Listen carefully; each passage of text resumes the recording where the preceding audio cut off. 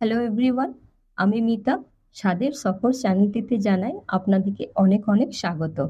লাউ অনেকেরই না পছন্দের একটা সবজি, কিন্তু আজ আমি এমন একটা রেসিপি শেয়ার করব যেটা একবার খেলে বারবার খেতে ইচ্ছা করবে। নরম সুস্বাদু আর মশলাদার এই কোপ্তা কারি যা ভাত, রুটি, পোলাওয়ের সঙ্গে অসাধারণ লাগে। তাহলে চলুন শুরু করা যাক আজকের রেসিপিটি। আপনারা প্লিজ ভিডিওটি শুরু থেকে লাস্ট পর্যন্ত দেখবেন। তো এর জন্য আমি একটা মাঝারি সাইজের লাউ নিয়েছি, এটাকে ভালোভাবে ধুয়ে এটা খোসা ছাড়িয়ে নিয়েছি। এবার একটা গ্রেটার নিয়ে, গ্রেটারের যেটা সব থেকে ছোট সাইড থাকে সেটা দিয়ে আমরা লাউটাকে ভালোভাবে গ্রেট করে নেব। তো এখানে দেখুন আমি লাউটাকে ভালোভাবে গ্রেট করে নিয়েছি, আর লাউতে প্রচুর পরিমাণে জল থাকে। তো এই অতিরিক্ত জলটাকে আমরা হাত দিয়ে চেপে চেপে বার করে নেব।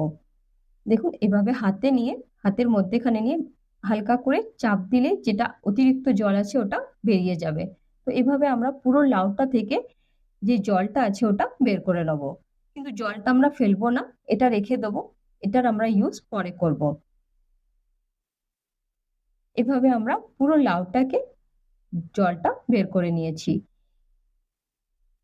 এবারের মশলার জন্য আমি নিয়েছি একটা মিডিয়াম সাইজের পেঁয়াজ আর দুটো কাঁচা লঙ্কা। তো পেঁয়াজটাকে আমি ভালোভাবে কুচি করে নেবো, আর সাথে যে কাঁচা লঙ্কাটা আছে এটাকেও আমি ছোট ছোট টুকরো করে কেটে নেবো। তো দেখুন এখানে আমি পেঁয়াজটা একদম ছোট ছোট করে কেটে নিয়েছি, সাথে লঙ্কাগুলো। এবার এই পেঁয়াজ আর লঙ্কাটা এই লাউয়ের মধ্যে আমরা দিয়ে দেবো। তার সাথে আমরা এটাতে দেবো ধনে গুঁড়ো, 8 চামচের মতন ধনে গুঁড়ো, 8 চামচ জিরে গুঁড়ো, স্বাদ মতন নুন, লঙ্কা গুঁড়ো, এখানে আমি কাশ্মীরি লঙ্কা গুঁড়ো ইউজ করেছি, সাথে আধা চামচের মতন গোলমরিচ গুঁড়ো, আর 2 চামচের মতন বেসন। এগুলোকে ভালোভাবে মিশিয়ে নিয়ে একটা মিশ্রণের মতন তৈরি করব, যাতে ছোট ছোট বল তৈরি করা যায়। আমরা লাউয়ের জলটা এজন্য বের করে নিয়েছিলাম যাতে বেসনের পরিমাণ কম লাগে। যদি বেসন জলটা ভালো করে না বের করা হয় তাহলে বেসন বেশি লাগবে, আর আমাদের যে কোপ্তাগুলো তৈরি হবে ওটা একদম সফট হবে না, একটু শক্ত শক্ত হয়ে যাবে। সেজন্য চেষ্টা করবেন লাউয়ের অতিরিক্ত জলটা বের করে দেবার। এবারে আমি একটা কড়াইতে সর্ষের তেল নিয়ে নিয়েছি, তেলটা ভালোভাবে গরম হয়ে গেলে মিডিয়াম লো টু মানে মিডিয়াম ফ্লেমেতে আমি এই কোপ্তাগুলোকে ভেজে নেবো। তো কোপ্তাগুলো আমি এই সাইজে ওভাল শেপের বানাচ্ছি, আপনারা চাইলে গোল শেপের কিংবা চ্যাপ্টা শেপেরও বানাতে পারেন। তো এইভাবে এক একটা কোপ্তা তৈরি করে আমরা তেলের মধ্যে ভালোভাবে এটাকে ভেজে নেবো, একদম সোনালী কালার যতক্ষণ না আসে ততক্ষণ অব্দি এটাকে উল্টিয়ে পাল্টে ভালোভাবে ভেজে নেবো। তো এখানে দেখুন আমার কোপ্তাগুলো একদম গোল্ডেন কালার হয়ে গেছে, এবারে এগুলোকে আমি তুলে নেবো। আর বাকি যে কোপ্তাগুলো আছে এগুলোকেও আমরা এইভাবে ফ্রাই করে নেবো। তো এই কোপ্তাগুলো একদম সফট হয়, খেতে ভীষণ ভালো লাগে, কাউকে আপনি কেউ খেলে বুঝতেই পারবে না যে এটা লাউ দিয়ে তৈরি। তো এখানে দেখুন আমি বাকি যে কোপ্তাগুলো ছিল এগুলো ফ্রাই করে নিয়েছি। এবারে আমি গ্রেভিটা তৈরি করব।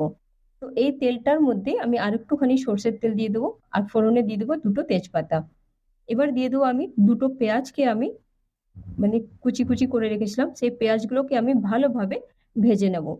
তার সাথে দিয়ে দেবো 1 টেবিল স্পুন আমি আদা আর রসুন বাটা। এবার আদা আর রসুনটাকে পেঁয়াজের সাথে ভালো করে ভাজবো যতক্ষণ না আদা আর রসুনের কাঁচা গন্ধটা চলে যায়। আমি দুটো ছোট সাইজের টমেটোকে পিউরে বানিয়ে রেখেছিলাম, তো এই পিউরেটাও আমি এর সাথে অ্যাড করে দেবো, দিয়ে মশলাটার সাথে ভালোভাবে কষিয়ে নেবো যেন টমেটোর যে কাঁচা গন্ধটা থাকে সেটা চলে যায়।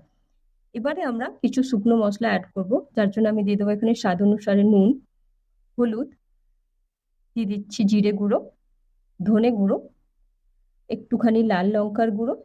এগুলো দিয়ে ভালোভাবে মশলাটাকে কষিয়ে নেবো। শুকনো মশলা দিয়েছি সেজন্য যাতে কড়াই না লেগে যায়, আমি অল্প অল্প জল দিয়ে মশলাটাকে ভালোভাবে ফ্রাই করে নেবো। মশলাটা যত ভালোভাবে আপনি কষাবেন না আমাদের গ্রেভিটা তত বেশি টেস্টি হবে। তো এখানে দেখুন মশলাটাকে আমি 3-4 মিনিট ধরে ভালোভাবে কষিয়ে নিয়েছি।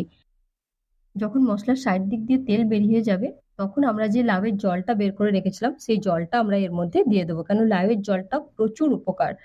আর সাথে দিয়ে দেবো আর একটুখানি জল, আপনি আপনার অ্যাকর্ডিং এর মধ্যে জল অ্যাড করবেন, যে মানে যতটা আপনি গ্রেভি চান সেই হিসাবে। এবারে যখন গ্রেভিটা ভালোভাবে ফুটে উঠবে তখন আমি এর মধ্যে দিয়ে দেবো দুটো চেরা কাঁচা লঙ্কা।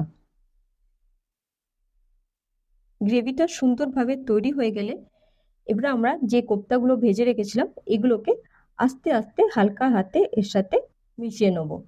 খুব হালকা হাতে এটাকে নাড়াচাড়া করতে হবে, না হলে এগুলো ভেঙে যাবে, কারণ একদম সফট হয়তো সেই জন্য। খালি 2-3 মিনিট রান্না করার পরে আমরা গ্যাসের ফ্লেমটা বন্ধ করে দেবো।